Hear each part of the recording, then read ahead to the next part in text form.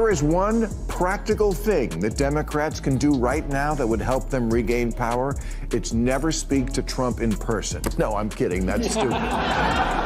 No, it's this. Inspire your moderates to vote in the primaries. Get that base excited. You have the numbers.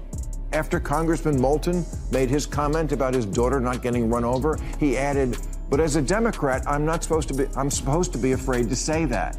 Well, then change what you're supposed to be afraid. People, this is really eye-opening. Trust me. We're exploring in detail the latest fallout from Bill Maher's scathing critique that sparked the political debate.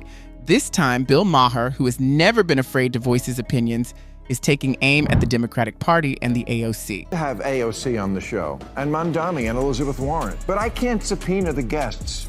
And I can't fix that what the Democrats are scared of more than anything else, I mean, obviously besides gluten, is being primaried from the far left, even though most Democrats are not far left. They're mild-mannered and moderate, at least at my bathhouse.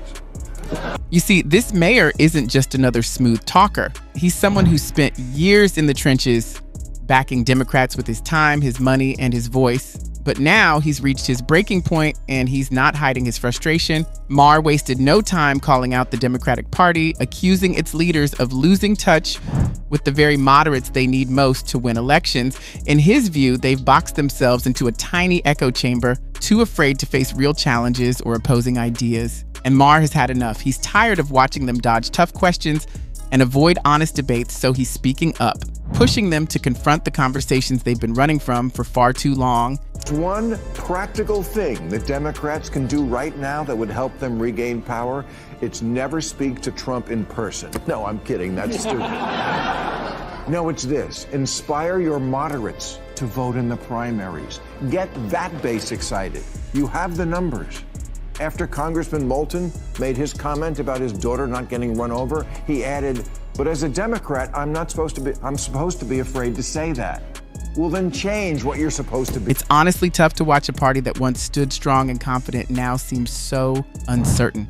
But if you're as curious as I am to see where all this leads, make sure to hit that subscribe button. It only takes a second and it helps us keep bringing you the latest unfiltered perspectives on what's really happening.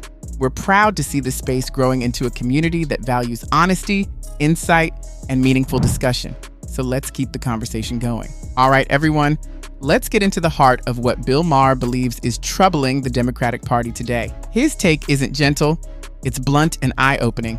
Maher's frustration, he says, comes down to one major problem: the Democrats' ongoing struggle to connect with moderate voters, the very group they can't afford to lose if they want to win elections. For a guy like you, who you spent your whole life talking about how government tries to do too much, which it does, and spends too much, and here you have Trump, who is the Republican, who is aggrandizing more power than anybody, as we just talked about, and on the other side, you have the guy running in New York, Mamdani, right? Okay, who's like a straight-up communist. I mean, he is. He talks about, the things that communists say. I mean, he wants free grocery stores, free buses. I want him to win. You want him to win? Yeah. I think every 20 years or so. Wait. We need every 20 years or so, we need a conspicuous, confined experiment with socialism so we can... It's clear that this divide keeps getting wider. Honestly, what can you even say at this point? The Democratic Party seems more stuck inside its own echo chamber than focused on expanding its reach. So here's where things really heat up.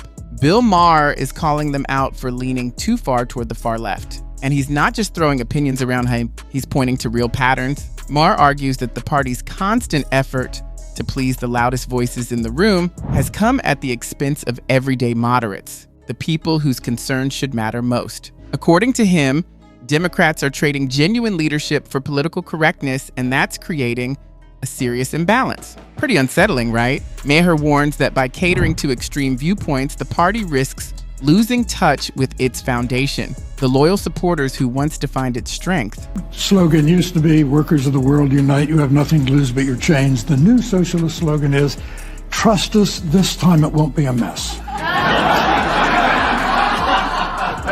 So Yeah, when the post-war Labour government in Britain was about to get started, one of their leading lights was a socialist named Nurian Bevan. He said, what could go wrong? He said, we have a nation bedded on coal, surrounded by fish. It would take an organizational genius to have a shortage of either. In 3 years, they had a shortage of both. Think about the longtime Democrats who now feel pushed aside because their party refuses to have open, wide-ranging discussions. Instead of tackling concerns directly and admitting where things might need fixing, the party seems to dig in its heels, a stance that only makes things harder. But Maher doesn't stop there. He calls out the Democrats' growing habit of avoiding spaces where they might face tough questions. And really, isn't it telling when high-profile figures skip shows like Maher's simply because it means stepping off the script? To Maher, that avoidance is both puzzling and disheartening. He's seen it firsthand. Candidates he's supported personally have turned down appearances to avoid being challenged on live television. For him, this isn't just about politics. It's a cultural shift. It's like watching a place once known for vibrant debate slowly lose its spark. And then comes his comparison, a bold one. Love them or not, Maher points out that Republicans at least show up. They argue, they defend themselves, and even when their delivery is awkward or imperfect, they're willing to take the heat. That, Maher says, takes courage, the kind of courage he finds increasingly rare among Democrats today. Peeling back another layer, Maher insists that avoiding disagreement only deepens the divide. He believes that silencing internal critics doesn't protect the party, it weakens it. Someone, he argues, has to be brave enough to say, maybe we've gone too far. Because when dissenting voices are labeled as troublemakers or pushed out, it starts to feel less like a political movement and more like a family argument where no one wants to admit the uncle at the table might have a point. Maher's warning is simple but powerful.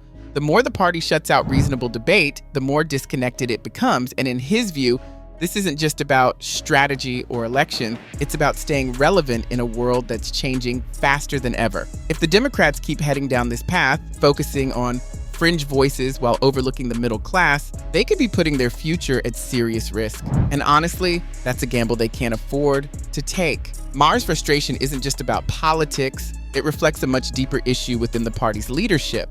Who will step up, take responsibility, and guide the Democrats back to a place where moderation and open conversation aren't seen as weaknesses? Because at the end of the day, it's not only about winning elections, it's about creating policies that serve everyone, not just the loudest voices in the crowd. History is full of examples of political movements that lost their way after drifting too far from their core values. Maher urges Democrats to pay attention to those lessons before it's too late. So how can they regain public trust? By building a space where moderate voices feel respected, where genuine dialogue replaces division, and where ideas can actually meet in the middle. As for the future, Maher believes it's all about finding balance. Creating room for different viewpoints doesn't mean chaos. In fact, it could make the party stronger and more appealing to voters across the spectrum. But if they refuse to change course, the risk is enormous. Maher's message couldn't be clearer. The time to adapt is now. So, what do you think? Can the Democratic Party, as Maher suggests, reconnect with moderates and rebuild the trust it's lost? Share your thoughts in the comments. Your perspective might just be the spark that keeps this important conversation going.